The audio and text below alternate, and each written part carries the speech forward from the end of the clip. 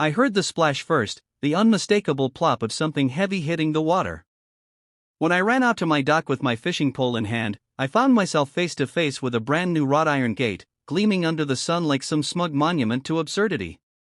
Behind it, a shiny silver plaque that read, "Private HOA access only. Violators will be prosecuted."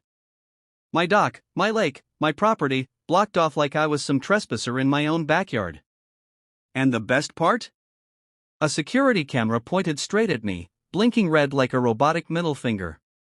That's when I knew something stupidly sinister was afoot, and her name, as I'd soon learn, was Karen Rausch. Living by the lake had always been my dream. After 27 years designing highway overpasses and drainage systems, I finally cashed out and moved into a modest A-frame cabin tucked at the edge of Hemlock Lake, a quiet blue haven nestled in a pocket of pine trees.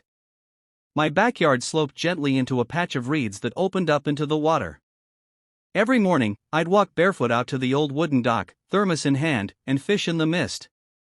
I paid off the land in full, no mortgage, no liens, and certainly no HOA. Or so I thought. That morning, instead of casting a line, I stood slack-jawed in front of the unauthorized gate that now dissected my access to peace. I followed the fence with my eyes at black steel bars stretching out in both directions like some dystopian train track. It ran all the way up to my neighbor's property line and then snaked back toward the private road leading to the rest of the subdivision.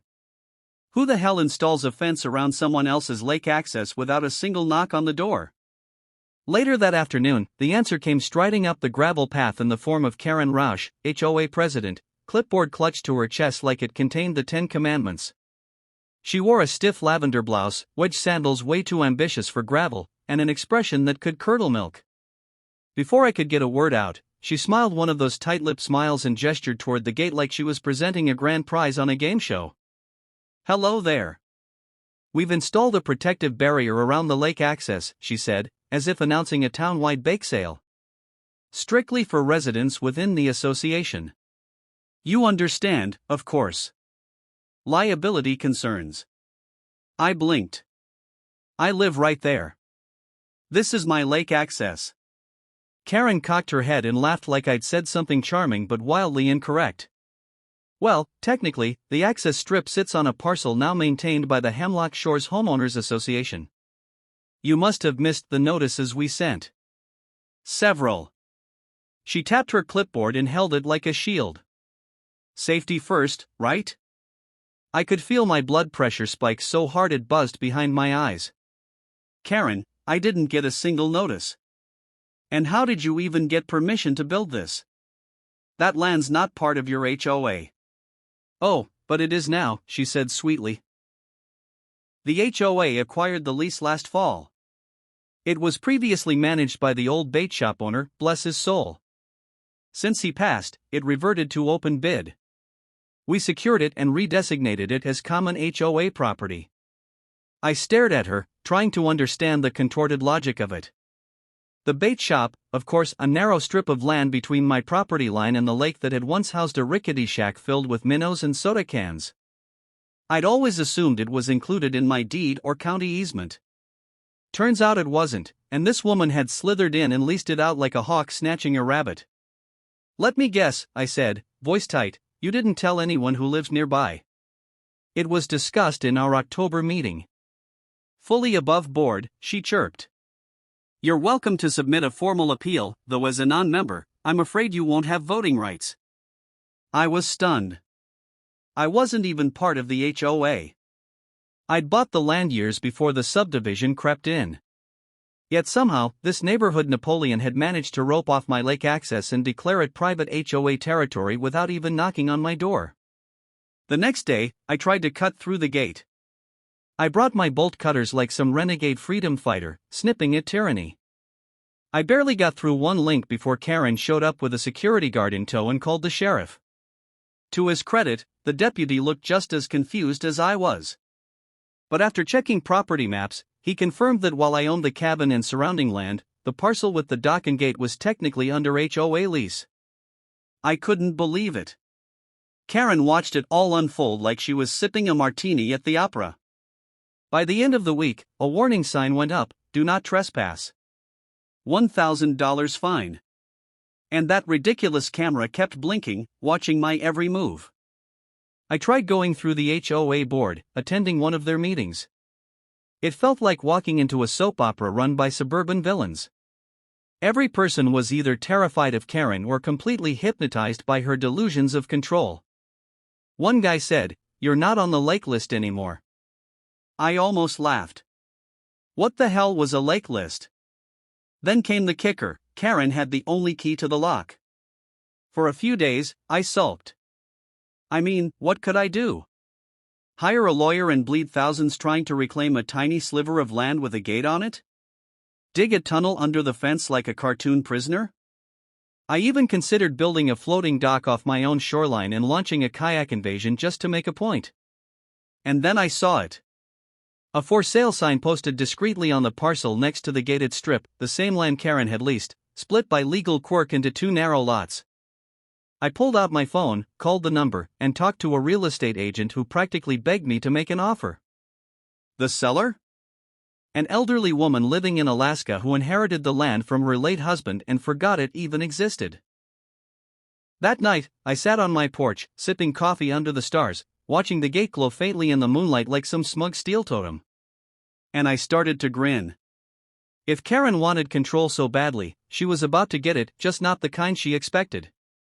Because I was going to buy the land with the only gate key. 2 weeks later, the paperwork was finalized. The deed was in my name, and I was the proud owner of a narrow, overlooked, and now incredibly valuable strip of land that included the fence Karen had so proudly installed. The kicker? When she leased the adjacent parcel, she'd assumed the other half was part of the same plot, just like I did. But that sliver, the one with the actual gate posts buried in the dirt, wasn't leased. It was for sale. And I bought it for less than the cost of a new fishing boat. It was almost poetic. She'd locked me out, but now I owned the very lock. I waited a week before making any changes, just long enough for the gate to become a permanent fixture in the HOA's mind, for Karen to get comfortable with her little symbol of power. The lake was hosting its annual HOA summer brunch soon, and sure enough, the event was set to take place right on the other side of my former dock, now her exclusive community retreat. I watched the preparations from my deck like a hawk with popcorn. Folding chairs were arranged, a white tent went up, someone wheeled out a chocolate fountain. I couldn't believe the level of pretentious energy spilling into my backyard. The morning of the event, I made my move. I walked calmly down to the gate, lockpick kit in my pocket, not to break in, but to change the lock entirely. I brought a new heavy-duty padlock, the kind you see on military ammo crates. Click. It snapped shut like a gavel. Then I affixed a fresh sign, nothing dramatic, just a simple message printed on weatherproof laminate: private property. Access by owner, permission only. That afternoon, as HOA members showed up in pastel polos and sun hats, Karen marched to the gate, holding a clipboard and wearing a smug grin that could blind small animals. She reached for her key. It didn't fit. She tried again. Still didn't work. She jiggled, twisted, even banged it against the gate, growing redder by the second. Eventually, she turned to the gathering crowd and, with the tightest smile imaginable, announced there had been a small technical issue with the lock but that it would be resolved momentarily. I took a sip of my lemonade and waited for the moment she'd look up and see me. When she did, I waved. Then I tossed her a copy of the deed. She read it like it was written in a foreign language. Her jaw moved, but no sound came out at first. Finally, she stammered, This must be a mistake. You can't just buy community property." I walked up to the gate, leaned casually against the fence, and said, "You're right. That's why I didn't. I bought my property. The one your gate is standing on, including this nice stretch of land all the way to the big rock there." Karen's face twisted like she'd just bitten into a lemon rind. She scanned the deed again and looked at the plot map, which I had conveniently highlighted in neon yellow. The realization was deliciously slow and painful. She was standing on land that no longer belonged to the HOA, not legally, not at all. "But we installed this gate," she said, voice shrill now. "The HOA funded it. And I own the soil under it," I said calmly. "Which means it's mine." In fact, I was thinking of replacing it with a hammock. That got a laugh from someone in the crowd. Karen turned, eyes wide, but the tide was shifting. Several board members looked uncomfortable. A few even looked entertained. Stephanie, the younger, sharp-witted board secretary, raised an eyebrow and crossed her arms like she'd just seen a plot twist she didn't expect but fully appreciated. Karen stormed off, cell phone glued to her ear, demanding an emergency board session. I let her go. There was no emergency session to save her from this. The HOA had leased half the property and built improvements onto land they didn't own. I had purchased the other half and with it, full control of the gate access and all associated terms. Legally, the HOA couldn't even touch the gate without my permission. The next day, I filed an official notice with the county clerk. The fence was now marked as partially installed on private property, and any unauthorized alterations would be considered trespassing. I sent copies to the HOA, the sheriff's office, and, just for fun, Karen's lawyer, whose email I obtained from a public HOA filing. Then I installed a motion-activated camera and a solar-powered floodlight. The spotlight activated every time someone approached the gate from the HOA side. It didn't record anything, I wasn't trying to catch them. I just wanted them to know I was watching. Karen's retaliation attempts came swiftly and predictably. First, a letter accusing me of sabotaging community morale. Then a second letter from the HOA legal rep, citing a clause in their charter about cooperative land usage. My reply was a copy of my deed and a posted note, "Cooperate this." Stephanie paid me a visit not long after. She wasn't hostile, just curious. She asked to walk the property line with me. I obliged. We walked the length of the fence, and she shook her head, clearly annoyed. Karen never ran this through the proper channels, she said. She told the board it was uncontested HOA property. It wasn't. It's just that nobody cared until she installed a gate. Stephanie smirked. She's going to blow a gasket when the board finds out she spent $3,000 of HOA funds fencing land we don't own. Then I guess she better reinforce that gasket, I said. Over the next few days, things shifted. The HOA's posture softened. Stephanie began attending board meetings with visible tension. Rumors swirled about internal disagreements and potential misappropriation of funds. One board member resigned. Another requested a full financial audit. And Karen? She filed a complaint with the county zoning office. That backfired spectacularly. The zoning official came out, checked the parcel lines, and told her in no uncertain terms that she had no authority over that stretch of land. Worse, she'd have to request formal permission if she wanted to host any HOA events on it. She tried to argue. The zoning guy just shrugged and pointed at the coordinates. He owns it, and it's not under your HOA domain. End of story.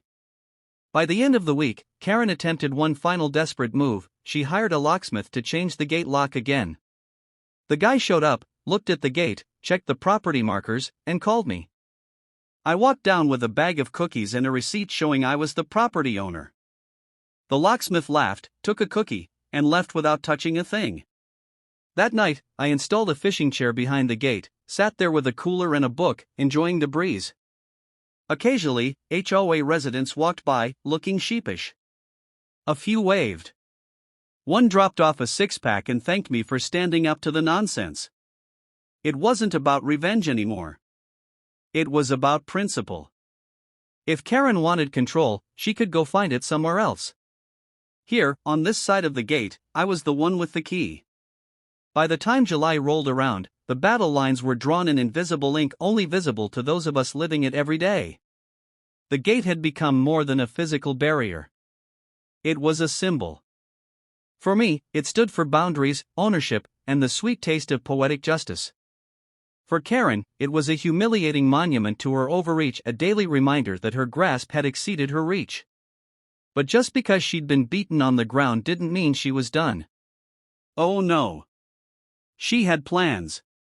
And I saw them start to unfold with a silence that was somehow more ominous than any shouting match. It started with boats. Not mine, of course. I couldn't even get mine into the water without lifting it over the gate like a circus act. These were HOA boats, paddle boats and small skiffs drifting in from the far end of the lake. At first, I thought it was innocent, just kids out enjoying the water. But then I started seeing the same people docking at the backside of my property, stepping onto the land like it was a park. I approached one couple, who looked genuinely confused when I asked what they were doing. "Oh, we were told this area is part of the community lakefront," the man said, holding a little picnic basket. "Karen sent out a newsletter about the new boat landing zones." I nodded slowly. "And did she mention who owns this piece of land you're standing on?" His wife blinked. "Wait, you own this?" I pointed to the sign still bolted to the fence, now with a small addition: private property. Parcel number 2483. Trespassing not permitted. I'd added it after the third boat landed. Things escalated when a row of buoys appeared in the water, bright orange, strung with netting like a floating fence. They cordoned off the side of the lake near my dock. The sign attached to them read, "Community Swim Area. HOA members only." That's when I knew we were entering a new phase of this ridiculous war. Karen had decided if she couldn't win on land, she'd try to reclaim territory by water. I called the county again. They sent a representative out to inspect the property lines and water access zone. The verdict was clear: the HOA had no legal jurisdiction over navigable waters. The buoys were unauthorized. And within a week, they were gone. I didn't even have to do anything. But that only seemed to push Karen deeper into her spiral. The next week, a teenage neighbor slipped me a folder. He handed it over like it contained state secrets. Inside were scans of the most recent HOA meeting minutes, which his mom had printed and left out on the kitchen table. The notes were gold. Stephanie had objected multiple times to Karen's decisions, and Karen had steamrolled right over her. More interesting, though, was the language used: references to potential lawsuits against me, a reclamation strategy, and a proposal to designate the disputed strip as common greenway space through a contested vote. I couldn't believe it. She was trying to vote her way back into ownership of land I bought outright. It was time to stop reacting and start pressing buttons of my own. I called up an old buddy of mine, Brian, an engineer like me but with a much more interesting current job. He worked for the Municipal Zoning and Planning Office. After a coffee and a chat, we pulled up some ancient property records and found something fascinating. Because the strip of land I purchased was less than 6 feet wide in some places and wasn't being used for essential infrastructure, it qualified for reclassification under the state's non-commercial preservation clause. In short, I could apply to make the parcel a restricted access ecohabitat. Brian helped me draft the paperwork, and within 2 weeks, my land, my beautiful little sliver of victory, was no longer just private. It was now legally protected. No development, no events, no gatherings, not even temporary setups without formal permit. The gate, the dock, the entire strip was now designated as an environmental rest corridor, complete with a sign from the county. The reaction from the HOA was swift and panicked. An emergency meeting was called, and Karen tried to rally the troops. But this time, they weren't having it. Residents were tired. The board was split. And Stephanie, bless her, came to me the next day to deliver news that made me laugh so hard I nearly fell off my porch swing. She tried to stage a vote to override your classification, Stephanie said. Said it was unfair and bad faith action. And I read the county ordinance to everyone. Said you followed every rule and even paid for the application fee yourself. The motion didn't even get a second. She handed me a cookie from the meeting, oatmeal raisin, but I forgave her. Over the next week, the tension bubbled like a kettle left on too long. Karen refused to give up. She walked the property line daily, muttering into her phone, snapping photos like she was gathering evidence for a crime no one committed. Then, one day, I caught her red-handed. I was out back watering my garden when I noticed movement near the fence. There she was, crouched by the gate, screwdriver in hand, trying to loosen the hinges. I walked over slowly.